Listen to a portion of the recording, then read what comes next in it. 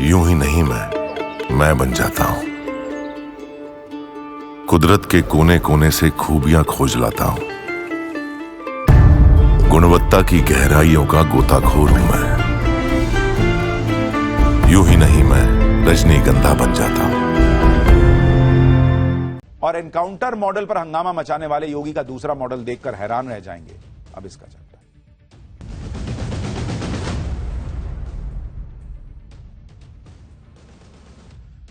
उत्तर प्रदेश में गजब की राजनीति चल रही है। लोकसभा चुनाव के बाद इंडी गठबंधन इतने जोश में था कि क्या ही कहा जाए, लेकिन अब जोश धीरे धीरे ठंडा पड़ता दिख रहा है।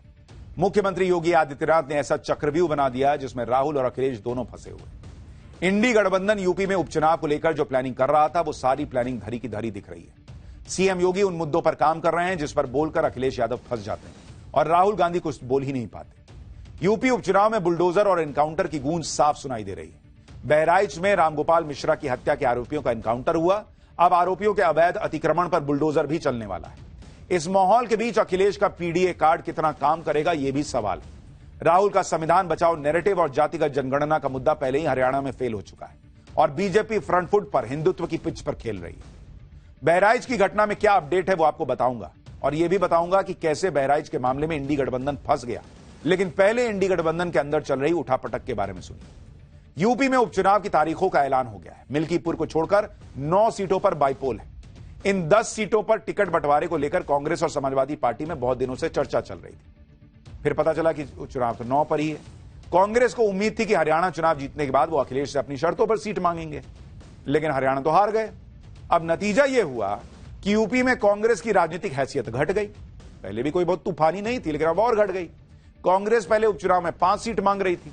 अखिलेश यादव ने कांग्रेस को 2 सीट दी है। कांग्रेस जो मांग रही थी वो भी अखिलेश यादव ने नहीं दिया। मतलब एक तो दे ही 2 सीट रहे और वो भी कांग्रेस की पसंद का नहीं दे रहे हैं अखिलेश यादव। मतलब एकदम लाइन पे ला दिए कि भाई जितना है उतना ना लोगे कुछ भी। अखिलेश यादव पहले ही कह चुके हैं कि वो समाजवादी पार्टी को राष्ट्रीय पार्टी बनाना चाहते हैं। अखिलेश के सपने को पूरा करने में कांग्रेस कोई मदद ही नहीं कर रही। अखिलेश ने भी दिखा दिया कि यूपी में कांग्रेस की क्या हैसियत है। लोकसभा चुनाव के बाद से ही कांग्रेस ऐसे हवा में उड़ रही थी जैसे चुनाव ही जीत लिया।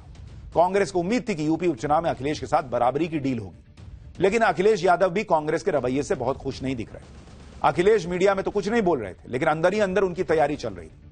कांग्रेस से बिना चर्चा किए कहा गया कि 9 अक्टूबर को अखिलेश ने 6 सीटों पर कैंडिडेट घोषित कर दिए। उसी समय साफ हो गया था कि कांग्रेस जितनी सीटें मांग रही थी उतनी उसे मिलने वाली है नहीं। बाकी जो 4 सीटें बची थी उस पर कांग्रेस ने दावा ठोकना शुरू किया, लेकिन अखिलेश ने उस दावे पर भी पानी फेर दिया। आप खुद देखिए, अखिलेश ने पहले 6 सीटों पर उम्मीदवार उतारे। कांग्रेस के सामने 4 सीटों का विकल्प बचा। फिर अखिलेश ने 7वीं सीट पर भी कैंडिडेट उतार दिया।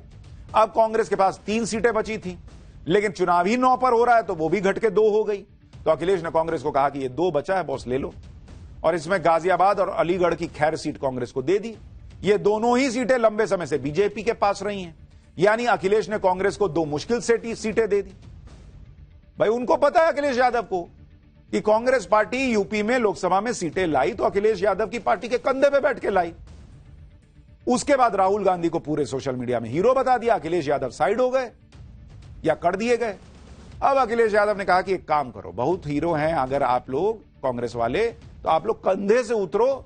अब बीजेपी से 1 to 1 फाइट करो जहां पे बीजेपी स्ट्रांग है, तब ना मानेंगे कि हराए बीजेपी को। अखिलेश ने कांग्रेस को गाजियाबाद और खैर सीट देकर एक तरह से चुनौती दी कि जाओ बीजेपी के गढ़ में ये दोनों सीटें जीत के दिखाओ, फिर आना बात करना। ये दोनों ही सीटें कांग्रेस ही नहीं बल्कि समाजवादी पार्टी के लिए भी टफ सीटें। आप देखिए कि गाजियाबाद से कांग्रेस आखिरी बार 2002 में जीती थी। समाजवादी पार्टी तो सिर्फ एक बार ही यहां से जीत पाई है। 2017 से गाजियाबाद सीट पर बीजेपी जीत रही है। इसी तरह खैर सीट पर आखिरी बार कांग्रेस 1980 में जीती थी। समाजवादी पार्टी का तो यहां खाता तक नहीं खुल पाया है। बीजेपी खैर सीट पर 4 बार विधानसभा चुनाव जीत चुकी है। 2017 से खैर विधानसभा सीट बीजेपी के पास है।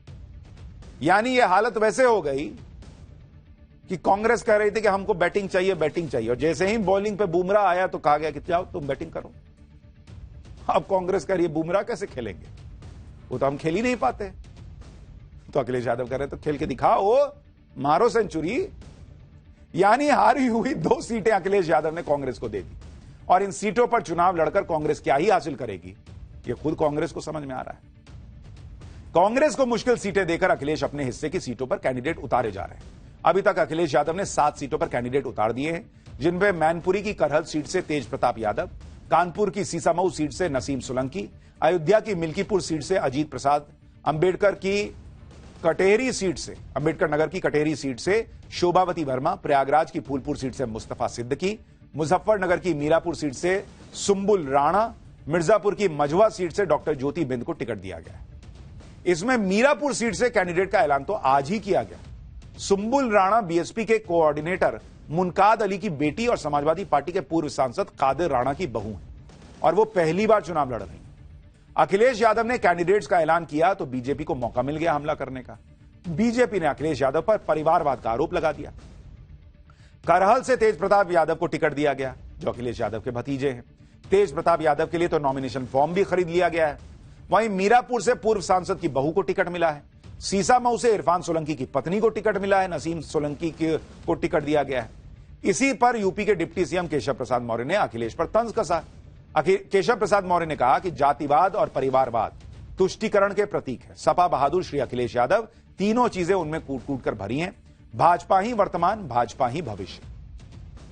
कहने के लिए कांग्रेस और समाजवादी पार्टी में सीट शेयरिंग हो गई और दोनों ही दल दावा भी कर रहे हैं कि मिलकर चुनाव लड़ेंगे, लेकिन सीटों के बंटवारे से ही साफ हो जा रहा है कि अखिलेश की मंशा क्या थी।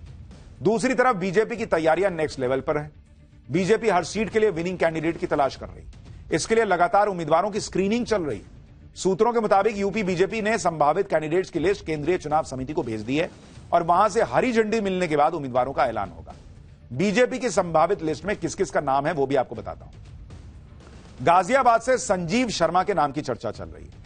फूलपुर से दीपक पटेल, अनिरुद्ध पटेल और कविता पटेल, सीसामऊ से सुरेश अवस्थु, नीतू सिंह और नीरज, खैर से भोला दिवाकर और मुकेश सूर्यवंशी, मंझवा से सुचिस्मिता मौर्य और सीएल बिंद, कुंदरकी से शेफली सिंह, रामवीर और मनीष सिंह, कटेरी से धर्मराज निषाद और अवधेश द्विवेदी, करहल से संगमित्रा मौर्य, सलोनी बघेल और अनुजेश का नाम चल रहा है। मिल्कीपुर से बाबा गोरखनाथ और चंद्रभान पासवान का नाम चल रहा है। तो ये संभावित कैंडिडेट्स हैं। इनमें से किसका नाम फाइनल होगा ये तो अभी पता चलना बाकी है। अच्छा, जो उपचुनाव हो रहे हैं उनमें से 3 सीटें बीजेपी के पास थी, 2 उसके सहयोगियों के पास थी। इस बार बीजेपी की कोशिश है कि सभी सीटों पर एनडीए गठबंधन का परचम लहराया जाए। उत्तर प्रदेश उपचुनाव की लड़ाई को और दिलचस्प बनाने के लिए बीएसपी और ओवैसी की भी एंट्री हो गई। इन दोनों की एंट्री से अखिलेश और कांग्रेस को नुकसान होने की चर्चा हो रही है। बीएसपी ने अपने दम पर उपचुनाव लड़ने का फैसला किया है। बीएसपी ने अभी तक 5 सीटों पर कैंडिडेट उतार भी दिए। ओवैसी की पार्टी पल्लवी पटेल के साथ मिलकर चुनाव लड़ेगी। एआईएमआईएम 2 सीटों पर और बाकी पर पल्लवी पटेल की पार्टी लड़ेगी। आपको सुनवाता हूं कि उपचुनाव को लेकर ओवैसी क्या कह रहे हैं। हमारी बहन मोहतरमा पल्लवी पटेल साहिबा के साथ इस चुनाव में जाएंगे, लड़ेंगे। और जहां तक मुझे हमारे उत्तर प्रदेश के अध्यक्ष ने बताया है कि 2 सीट पर हम लड़ेंगे और बाकी सीट पर जो हमारी बहन पल्लवी पटेल तय करेगी वो लड़ेंगे, मगर हम लोग साथ मिलकर लड़ेंगे ये बाई इलेक्शन। कुल मिलाकर उपचुनाव में अखिलेश यादव और कांग्रेस की मुश्किल बढ़ती जा रही है। अखिलेश यादव खुद अपने लिए मुश्किल खड़ी कर रहे हैं, अगर यह कहा जाए तो गलत नहीं होगा, क्योंकि अखिलेश यादव पीडीए के समीकरण को साधने के लिए यूपी की कानून व्यवस्था पर सवाल उठा रहे हैं। एनकाउंटर को गलत बता रहे हैं।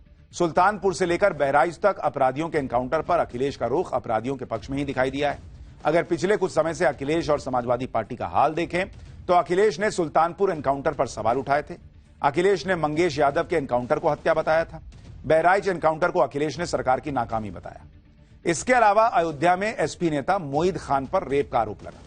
अयोध्या सांसद अवधेश प्रसाद के बेटे पर किडनैपिंग का आरोप लगा है। समाजवादी पार्टी के नेता फेक करेंसी रैकेट में शामिल पाए गए।